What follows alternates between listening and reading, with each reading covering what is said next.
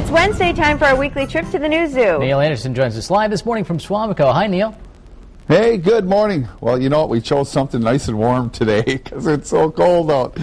We're actually inside our education building, and this is where we keep a lot of our snakes and reptiles and insects and amphibians. And we're over here with Isabella. Actually, it's Isabella. We call her Isabella. and she's a red-tailed boa. Now, she's about, close to 10 feet long. The next segment, now you take a look at her, just start thinking about how much she weighs, because we're going to weigh her in the next segment. But one thing with red-tailed boas, we use her on education programs and everything, that they're constrictors, and that means that they constrict their prey. And very, very strong muscles that when they do wrap around their prey, what they try to do is, with this whole body, is to get 2 or 3 points on here. And so when the animal inhales, is what they'll squeeze, so that it really can't take a breath. So the more and more it tries to inhale, the tighter and tighter it gets on the diaphragm, actually suffocates. But one thing that's real interesting with snakes, which is different than other animals, is their skull. Now, you take a look at the size of her head. She could actually eat food, a prey item that is 2 to 3 times the size of her head. Now, you're wondering, how does she do that, you know, and how do snakes do that? And one of the things, I've got a tortoise. I don't have a snake skull here, but just kind of show you what happens. If this was a snake skull, what it would be able to do is it's able to unhook the bottom from the top jaw. So that gives it an ability to almost open up like this and be able to go ahead and move forward. So that gives us, you know, one opportunity to go ahead and open the mouth wider. The other thing it does is the lower jaw.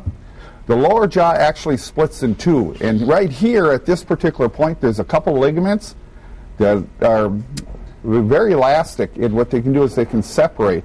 And then what they do is, you know, with teeth, they don't chew their food, you know. Sometimes you think they might chew their food. They don't. Actually, the teeth kind of move backwards. They're kind of angled backwards, and it is to grab, so they actually kind of keep moving forward and forward and pull their prey down.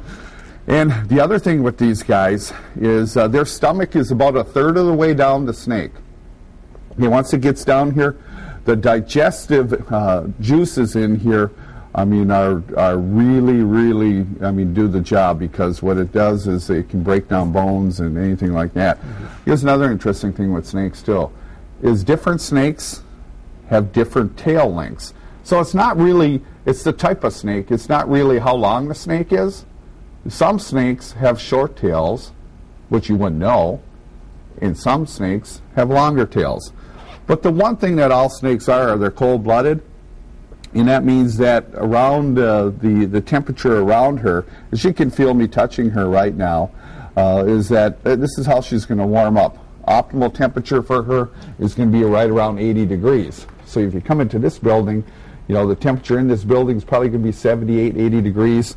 And then we have different temper gradients within the exhibit itself, so that she can warm up, cool down, and everything. But we're going to take her out next segment, and you're going to get a chance to figure out how much you think that she actually weighs. Does she gain quite a bit year to year? Well, around Christmas they eat that mouse dip. You know, all those fancy foods around Christmas. You know, it was just Thanksgiving, too, so she had turkey. No, she didn't have turkey.